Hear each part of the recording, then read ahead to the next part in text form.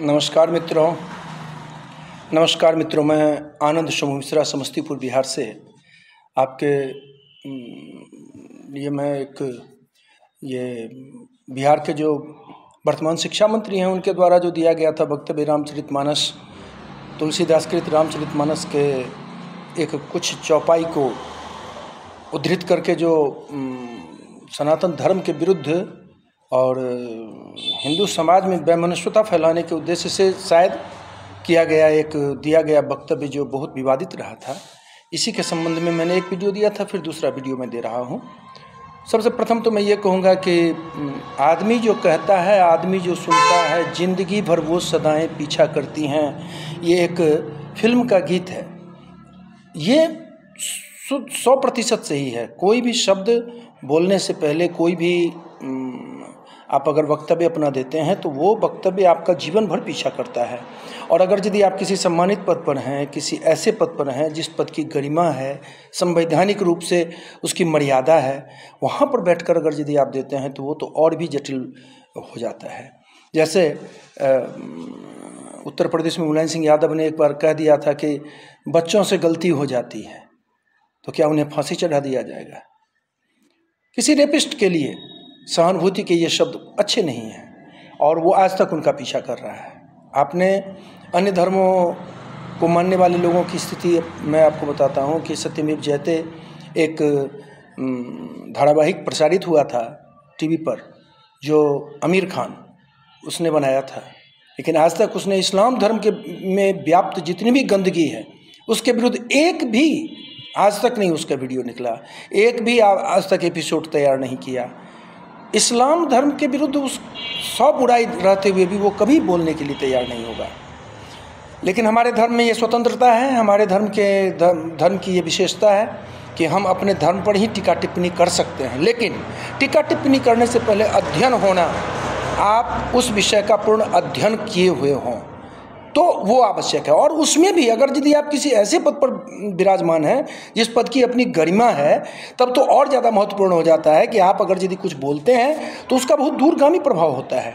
और ये हमारे शिक्षा मंत्री जी को समझना चाहिए था, उन्होंने समझा नहीं। और ये हमारे धर्म की का एक दुर्भाग्य है कि अभी भी अगर यदि ये जातिगत जनगणना के बदले अगर ये जनगणना करा लिया जाए कि सनातन धर्मावलंबियों में कितने घर के बच्चे रामायण, रामचरितमानस अथवा गीता के 2-4 दोहा या श्लोक या पंक्ति भी पढ़े हों तो नगण्यता मिलेगी, नहीं है। फिर भी जो इस विषय पर जो दिया गया है वक्तव्य, उस विषय पर मैं आना चाहता हूँ कि रामचरितमानस का जो एक श्लोक का जो उन्होंने वर्णन किया था हमारे शिक्षा मंत्री जी ने, जिस पर कि बहुत ज़्यादा नाराज़गी हुई थी, तो वो जो वक्तव्य है वो सुंदरकांड से है। सुंदरकांड रामचरितमानस कृत, वो रामचरितमानस की रचना क्यों की गई, तुलसीदास जी को क्यों आवश्यकता महसूस हुई कि रामचरितमानस की रचना की जाए। वाल्मीकि ऋषि जो थे वो छोटी जाति से थे और वो ऋषि उनको एक ब्राह्मण नारद मुनि, उनके आशीर्वाद से वो ऋषि बन गए और उनमें दिव्यता आ गई कि रामचंद्र जी के जन्म से पूर्व ही सारी घटनाओं का उन्होंने वर्णन रामायण में, वाल्मीकि कृत रामायण में सारे घटनाओं का वर्णन कर दिया था। अब प्रश्न ये उठता है कि जब उन्होंने वाल्मीकि रामायण में सारी घटनाओं का वर्णन कर दिया था तो लेकिन भाषा उसकी संस्कृत थी, आम जन तक वो पहुंच नहीं रहा था, तो अवधी भाषा में तुलसीदास जी ने इसको सहज भाषा में प्रयोग करके लोगों तक पहुंचाया ताकि जन जन तक ये पहुंच सके, हर घर के लोग इसको पढ़ सकें। जो जिक्र मैंने पहले किया है कि जब संस्कृत में है तो सभी लोग तो पढ़ ही नहीं पाते हैं, तो हर कोई पढ़ सके, सहजता हो, अपने धर्म को जाने, अपने संस्कृति के संबंध में ज्ञान हो, इसलिए उन्होंने रामचरितमानस की रचना की थी। रामचरितमानस की रचना करने के एवज में उनको न कोई पैसा मिला था, न इससे उनको कोई व्यक्तिगत लाभ हुआ था। वो सिर्फ इसलिए उन्होंने रचना की थी ताकि जन जन तक ये राम की कथा पहुंच सके और लोगों को अपने धर्म संस्कृति के संबंध में ज्ञान हो, आस्था जगे और धर्म से लोग जुड़ें, इसलिए उन्होंने रचना की थी। अब आगे वो जो सुंदरकांड में, रामचरितमानस के सुंदरकांड में जो चौपाई है वो मैं बता देता हूँ आपको। काटे ही पद कदरी फरई कोटि जतन को सींच विनय न मान खगेश सुनु डांटे ही पई नभ नीच। मतलब ये काकभुसुंडी जी गरुड़ जी को कह रहे हैं कि हे गरुड़ जी सुनिए कि चाहे कितना भी सींचा जाए, केला को जब तक काटा नहीं जाता है उसमें फल नहीं आता है। और नीच व्यक्ति, नीच स्वभाव के जो लोग होते हैं वो विनय से नहीं मानते हैं। जब तक उनको डांटा नहीं जाए, उनको प्रताड़ित नहीं किया जाए, तब तक वो झुकते नहीं हैं और सत्य मार्ग पर नहीं आते हैं, सनातन के मार्ग पर नहीं आते हैं। और उसके आगे उन्होंने कहा कि उसके बाद की घटना वो बताते हैं कि सभय सिंधु गई पद प्रभु केरी क्षमऊ नाथ अब अवगुण मेरी गगन समीर अनल जल धरनी इन कई नाथ सहज जड़ करनी। इसका अर्थ है कि समुद्र ने भयभीत होकर प्रभु के चरण पकड़ लिए और कहा कि हे नाथ, मैं सब अवगुण, मेरे सब अवगुण आप क्षमा कीजिए। हे नाथ, आकाश वायु अग्नि जल और पृथ्वी इन सब की करनी स्वभाव से ही जड़ है। मतलब ये पंच तत्व जो हैं, ये पंच तत्व के संबंध में वो कह रहा है, जो कि पंच तत्व से ही निर्मित तो समुद्र भी है, जल भी पंच तत्व में आता है। तो उसका समुद्र का कहना है कि ये जो पंच तत्व हैं इनका स्वभाव जड़ है। जड़ होने से मतलब क्या है कि जिस अवस्था में उसको आप रख रहे हैं उसी अवस्था में वो वर्तमान में भी पड़ा रहेगा, उसमें परिवर्तन संभव नहीं है जब तक कि प्रभु की इच्छा न हो। तो वो कह रहे हैं, समुद्र यही बात कह रहा है कि आकाश वायु अग्नि जल और पृथ्वी इन सब की करनी स्वभाव से ही जड़ है, क्योंकि आपने ही ये जड़ता उसमें दी है। और तब उस आगे बोलता है कि तब प्रेरित माया उपजाए सृष्टि हेतु सब ग्रंथ निगाए प्रभु आयसु जेहि अस कह जस अहई सो तही भांति रखे सुख लई। आपकी प्रेरणा से मैंने इन्हें सृष्टि के लिए उत्पन्न किया है, आपकी प्रेरणा से मैंने इन्हें सृष्टि के लिए उत्पन्न किया है। सब ग्रंथों में यही गाया गया है कि आप अपनी प्रेरणा से सृष्टि के लिए इन पंचतत्वों का निर्माण किया है। सभी ग्रंथ यही कहते हैं। सभी ग्रंथ से अर्थ वेद से लेकर पुराण से लेकर उपनिषद सभी के संबंध में यहाँ कहा जा रहा है। जिनके लिए स्वामी की जैसी आज्ञा वह उसी प्रकार रहने में सुख पाता है। जैसे अग्नि में गुण दिया भगवान ने जलाने का, प्रकाश देने का, तो वो हरदम कोशिश करेगा, अग्नि का ये कार्य होगा कि वो प्रकाश दे, जल दे। जैसे जल का है कि वो अथाह होना, समुद्र का है अथाह होना, जल में प्रवाह होना, जल में समुद्र में तरंग होना, तो ये वो कोशिश करेगा कि वो बरकरार रहे। ये गुण आपने ही दिया है, ये समुद्र उनसे कह रहा है। आगे समुद्र कहता है कि प्रभु बल कीनी मोहि सिख दीनी मर्यादा पुनि तुमड़ी कीनी ढोल गवार शूद्र पशुनारी सकल तारना के अधिकारी। मतलब कि प्रभु आपने अच्छा किया कि मुझे शिक्षा दी, मतलब सिख दीनी, यहाँ पर स्पष्ट है कि सीख दिया है आपने।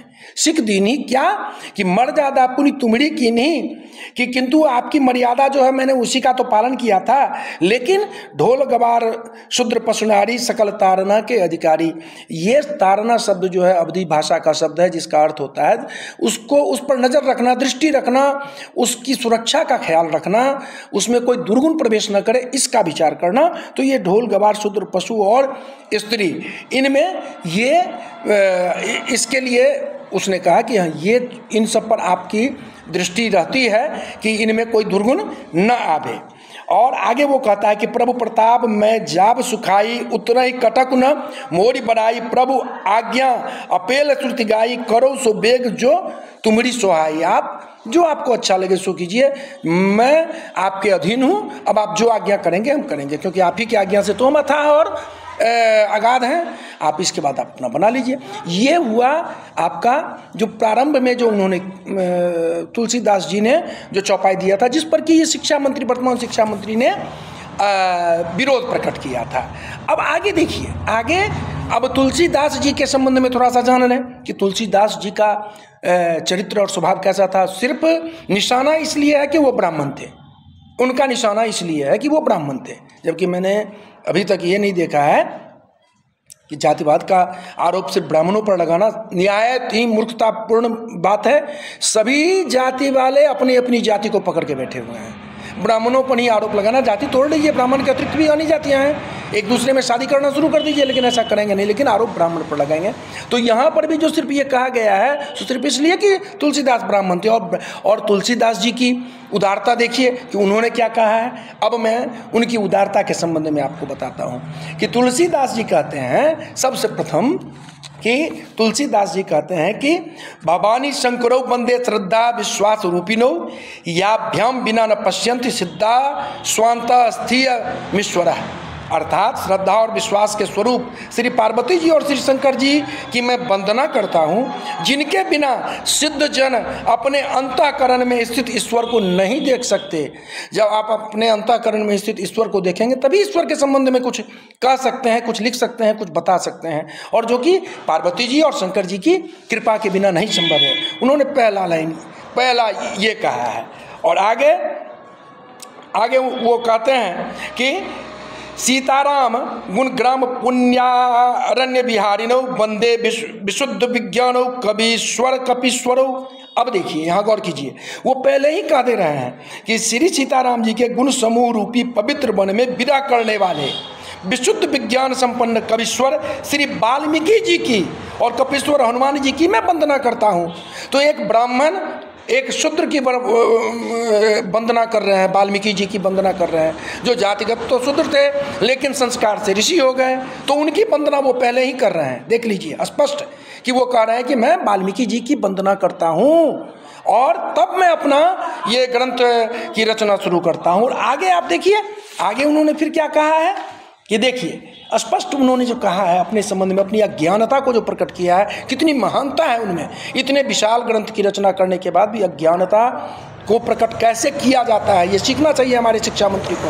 और इस तरह के वक्तव्य को देने वाले जितने भी जाति के हैं उन सभी को, चाहे वो ब्राह्मण हो, क्षत्रिय, वैश्य, शूद्र, कोई भी हो, उनको सीखना चाहिए। पहले अपने ग्रंथ को पढ़िए। तो तुलसीदास जी क्या कहते हैं वो देख लीजिए कि तुलसीदास जी कहते हैं,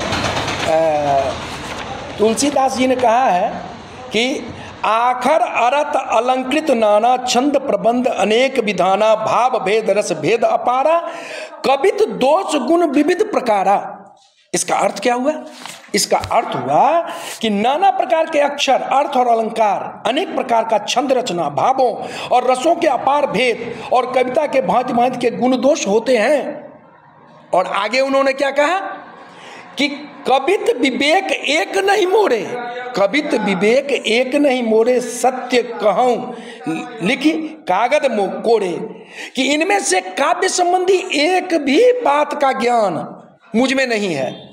वो पहले कह रहे हैं तुलसीदास कि इसमें से एक भी बात का ज्ञान हमको नहीं है। काव्य रचना के लिए आपको अक्षर, अर्थ, अलंकार, अनेक प्रकार की छंद रचना, भावों, रसों, इन सब का ज्ञान होना चाहिए, लेकिन काव्य संबंधी एक भी बात का ज्ञान मुझ में नहीं है। यह मैं कोरे कागज पर लिखकर शपथ पूर्वक कहता हूँ, कोरे कागज पर लिखकर शपथ पूर्वक कहता हूँ कि मुझको काव्य रचना का कोई गुण नहीं है।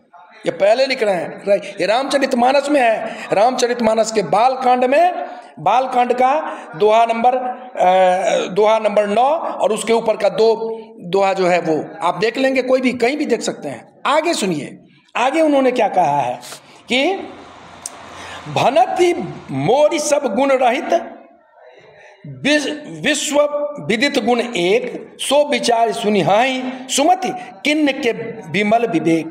मेरी रचना सब गुणों से रहित है। मेरी रचना ये रामचरितमानस सब गुणों से रहित है। इसमें बस जगत प्रसिद्धि एक गुण है, उसे विचार कर अच्छी बुद्धि वाले पुरुष जिनके निर्मल ज्ञान है इसको सुने। जो अच्छी बुद्धि वाले पुरुष हैं ये सब गुणों से रहित है, लेकिन जगत में ये प्रसिद्ध होगा है, और इसको सुने कौन? तो अच्छी बुद्धि वाले, अच्छे विचार वाले लोग जो हैं, निर्मल ज्ञान वाले जो लोग हैं वो इसको सुने। यह स्पष्ट उन्होंने पहले कहा है। और आगे देखिए, आगे उन्होंने क्या कहा है, आगे देखिए, ये बालकांड के ही, बालकांड में ही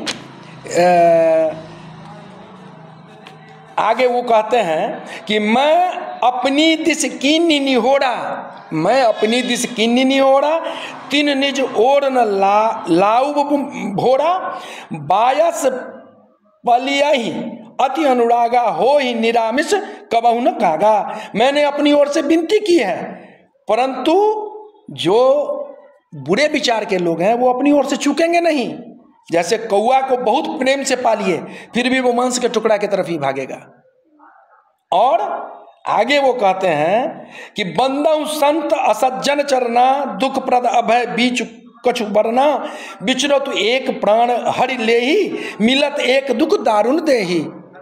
मतलब वो कहते हैं कि मैं संत और असंत, ये हमारे जो शिक्षा मंत्री जो हैं, जो बिना पढ़े लिखे कुछ बोल देते हैं, कभी धर्म का के संबंध में ज्ञान प्राप्त नहीं किया, राजनीतिक लाभ के लिए कुछ बोल देंगे, उन लोगों के लिए, असंत लोगों के लिए उन्होंने कहा है कि मैं संत और असंत दोनों के चरण की वंदना करता हूँ। शिक्षा मंत्री जैसे लोगों के चरण की भी वो वंदना कर रहे हैं और कहते हैं कि इन दोनों में मात्र अंतर यही है कि जो संत मिलते हैं तो जब संत बिछड़ते हैं उस समय में दारुण दुख देते हैं, और ये असंत लोग जो है ये जब मिलते हैं तब दुख देते हैं। ये स्पष्ट उन्होंने पहले ही कह दिया है कि ये लोग बिना विचार किए आपका शिकायत करेंगे, आपकी बुराई करेंगे, आपके धर्म की बुराई करेंगे। एक ब्राह्मण होते हुए भी उन्होंने चरण वंदना की है, इसमें जाति भेद कहीं नहीं किया है। सीधा एक कहा है कि संत और असंत, जो संत हैं और जो असंत हैं, वो जाति कोई भी हो, मैं उनके चरण की वंदना कर रहा हूं। अब आगे उन्होंने फिर क्या कहा है, देखिए आगे उन्होंने कहा है कि जान कृपा कर किंकर मोहू, सब मिल करहु छारी छल छोहू, निज बुद्धि बल भरोस मोहि नाही, ताते विनय करहु सब पाही। मुझको अपना दास जानकर, मुझको तुलसीदास जी कह रहे हैं कि मुझको अपना दास जानकर कृपा की खान, और आप सब लोग मिलकर छल छोड़कर कृपा कीजिए, छल छोड़िए और मुझको अपना दास जानिए और मुझ पर कृपा कीजिए। मुझे अपने बुद्धि बल का भरोसा नहीं है, मुझे निज बुद्धि बल भरोस मोहि नहीं, मुझे अपने बुद्धि बल का कोई भरोसा नहीं है, इसलिए मैं सबसे विनती कर रहा हूं। ये मैंने रामचंद्र जी का एक लिखा है और सहजता पूर्वक आप अज्ञानी मानकर मुझे इसको स्वीकार करें, ये वो कह रहे हैं। और आगे देखिए, आगे उन्होंने क्या कहा है कि जो बालक कह तोतरी बाता, सुनई मुदित मन पीतु और माता, हंसी हई क्रूर कुटिल कुविचारी, जे पर दुखन भूषण धारी।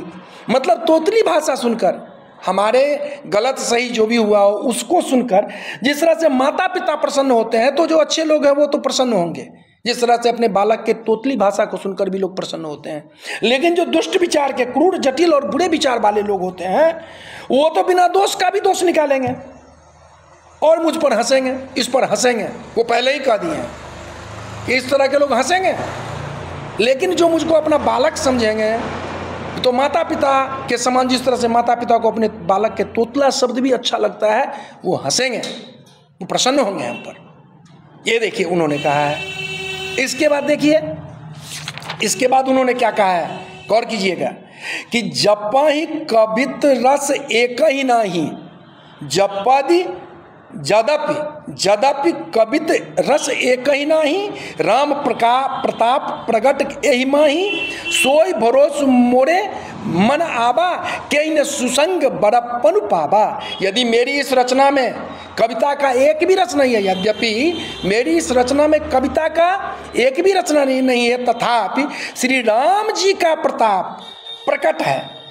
मेरे मन में यही एक भरोसा है, भले संग से भला किसने बड़प्पन नहीं पाया है, भले संग से भला किसने बड़प्पन नहीं पाया है। वो कहते हैं मेरी कविता में कोई रस नहीं है, कोई छंद नहीं है, कोई गुण नहीं है, सब बेकार है। लेकिन चूंकि रामचंद्र जी का इसमें, भगवान राम का गुणगान है इसमें, इसलिए हमको इससे बड़प्पन प्राप्त हो रहा है। जो सोच लीजिए, वो कह रहे हैं कि हमको कविता का ये नहीं है, प्रकांडता नहीं है, मैं सिर्फ भक्ति कर रहा हूं भगवान का।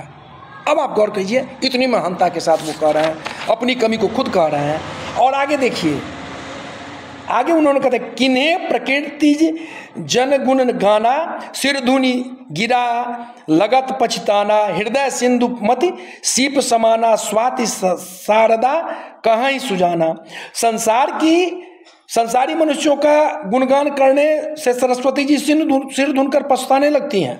अगर संसारी मनुष्य का आप गुणगान करते हैं, जैसे ये शिक्षा मंत्री ये भी जहाँ हैं वहाँ के लोगों का तो गुणगान ही करते होंगे, तो संसारी मनुष्य का जो गुणगान करते हैं तो वो सरस्वती, उनका जो ज्ञान है, सरस्वती किस हर व्यक्ति में ज्ञान है सरस्वती जी का, तो वो सरस्वती, उनकी सरस्वती सर धुनने लगते हैं कि किसका गुणगान कर रहा है, अरे भगवान का गुणगान करो, तब जाकर के वो प्रसन्न होती हैं वो सरस्वती। तो ये शिक्षा मंत्री जी अपनी सरस्वती का भी अपमान कर रही हैं, ये गुणगान कैसे लोगों का कर रहे हैं। और आगे देखिए कि कवि न हो नहीं चतुर कहावहु, कवि न हो नहीं चतुर कहावहु, मति अनुरूप राम गुण गावहु, कह रघुपति के चरिता पारा, कह मति मोरी निरत संसारा। वो अपने स्वयं कहता है कि मैं कवि नहीं हूँ, मैं न तो कवि हूँ न चतुर कहलाता हूँ, अपनी बुद्धि के अनुसार श्री राम जी के गुण को गाता हूँ।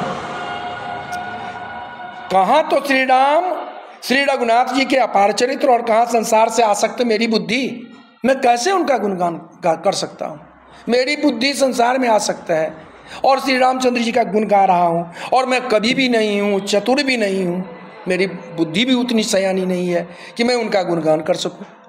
अब देखिए, अब आगे देखिए, आगे वो क्या कह रहे हैं।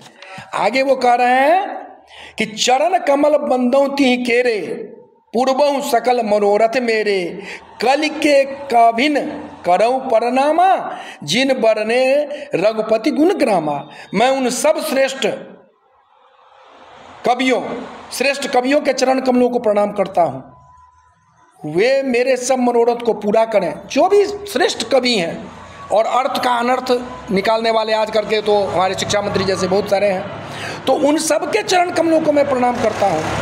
और कलयुग भी उन कवियों को मैं कलयुग के भी उन कवियों को मैं प्रणाम करता हूँ जिन्होंने रघुनाथ जी के गुण समूहों का वर्णन किया है। कलयुग में भी जो भी रघुनाथ जी के गुण समूहों का वर्णन किया उनको भी मैं प्रणाम करता हूँ। देखिए, बार बार वो प्रणाम कर रहे हैं, सबसे क्षमा मांग रहे हैं कि हो सकता है कि हमसे गलती हो जाए। आगे देखिए कि किरति भनति भूति भली सोई, सुरसरी सम सब कहनित होई, राम सुकिरति भनिति भदेशा, असमंजस अस मोहि अंदेशा। कीर्ति, कविता और संपत्ति वही उत्तम है जो गंगा जी की तरह सबका हित करने वाली हो। जो गंगा जी की तरह सबका हित करे वही कीर्ति, कविता और संपत्ति वही हितकारी है। श्री रामचंद्र जी की कीर्ति तो बड़ी सुंदर, बहुत सुंदर है उनकी कीर्ति, परंतु मेरी कविता भद्दी है। वो स्वयं कह रहे हैं कि मेरी कविता भद्दी है। रामचंद्र जी की तो कीर्ति बहुत सुंदर है, लेकिन मेरी कविता भद्दी है। जिस भाषा में मैं कह रहा हूँ वो भाषा भद्दी है। इसी असमंजस में, ये असमंजस जो है, इसी की मुझको चिंता है कि शायद मैं उनका वर्णन जितना बड़ा उनका गुणगान होना चाहिए मैं वैसा कर पाऊंगा कि नहीं। ये स्वयं वो स्वीकार कर रहे हैं कि संभव है कि हमसे नहीं हो पाए। और आगे देखिए, और आगे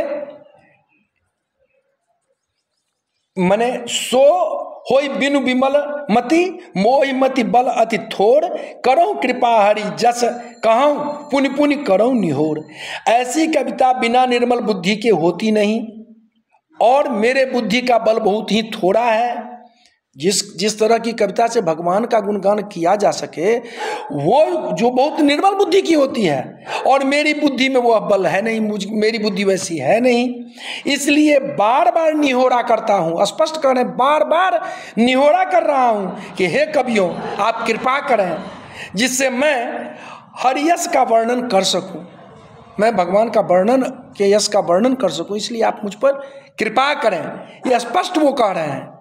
अब इतनी उदारता के साथ जो बार बार क्षमा याचना कर रहे हैं, वैसे संत पुरुष की सिर्फ ब्राह्मण होने के कारण अपमान करना, यह क्या वर्तमान शिक्षा मंत्री को शोभा देता है? इस पर आप लोग अपना विचार अवश्य दीजिएगा। प्रणाम।